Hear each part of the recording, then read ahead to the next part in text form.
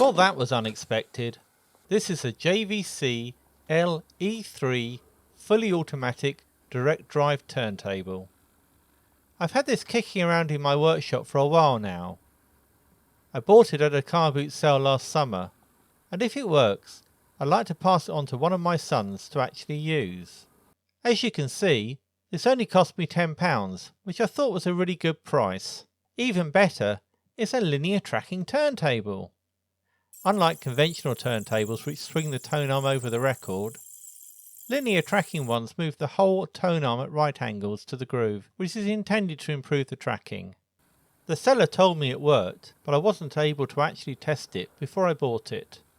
You can see that it's really quite sticky and gunked up, so I need to clean it up and test it.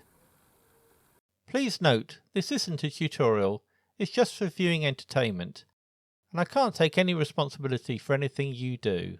First, I'm going to start with taking the clear plastic dust cover off, because that will make it easier to work on.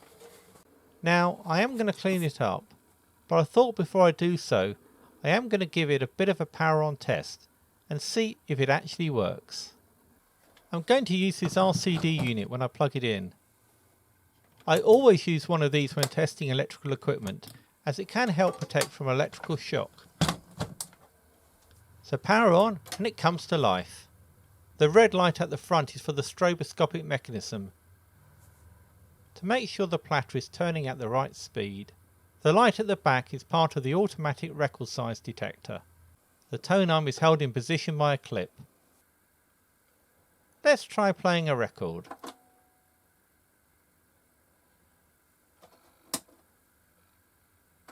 I'm just using the controls to manually move the tone arm.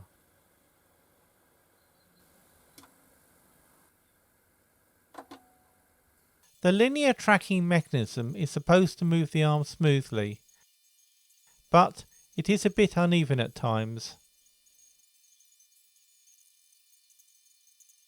It does seem to get stuck sometimes, and the motor noise increases as it tries and fails to move the tone arm.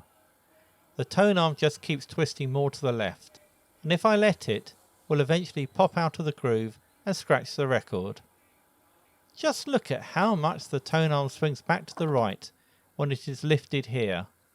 I did also notice that the record detection doesn't seem to work. Even without a record on the platter, it thinks there is a 12-inch record there. What's this though? The holes on the mat don't line up with the slots underneath. This could explain why the record detection doesn't work. Okay, I've lined up the mat. Let's try it with a 7-inch.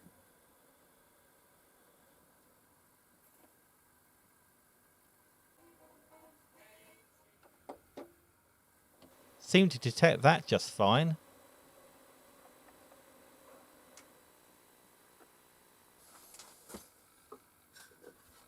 Now a 12-inch.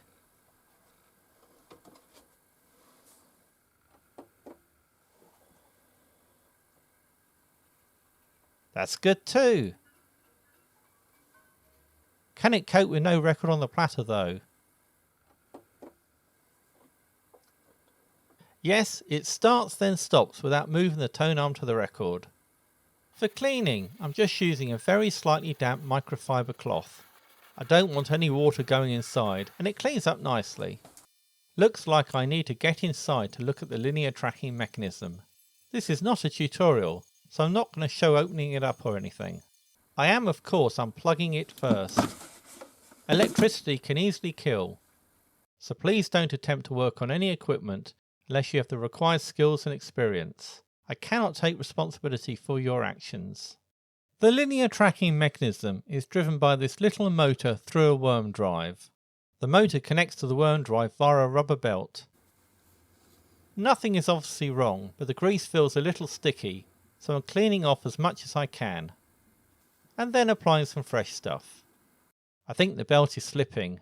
Cleaning the pulleys might help, but I'm going to order a new belt also. I'm also taking the opportunity to clean the bars the tone arm carriage moves along. Some dirt is coming off, but I'm not sure if they are supposed to be lubricated in any way. Hooray! Belt has arrived. Looks like the new belt will be tighter, which is what I need. Now time to fit it. If you are enjoying this video, then please give it a like. Thanks.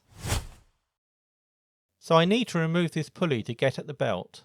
The motor pulley is exposed, so it will come off there fine. Looking at the other side, it seems the end pivot of the pulley screws into the frame and there is a locking nut. A dab of green varnish keeps it in place. First, try to clean off the varnish a bit. Then remove the old belt from the motor.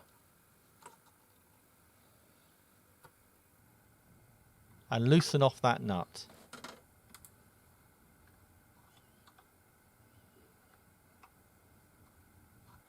The shaft is tricky to get out. Wasn't expecting that, but at least it's free. Motor pulley needs a clean, as does the other pulley. I'm cleaning and re-oiling the pivots also. New belt goes on nicely. Just need a little dab of varnish to secure the nut. So does it work? 7-inch record looks promising. It manages a 12-inch album too. To get some sound, I was going to use a little preamp box like these to drive some small powered speakers. However, I found these bigger passive vintage ones. Fortunately, I've also found this JVC amp, which is a close match to the turntable. It has a built-in preamp and will drive the speakers directly. Just need to clean the lid and hear it play. What do you think? Let me know in the comments.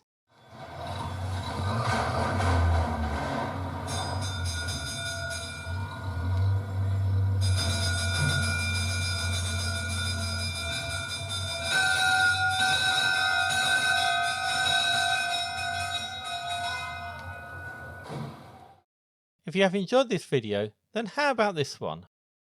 Thanks, and see you in the next one.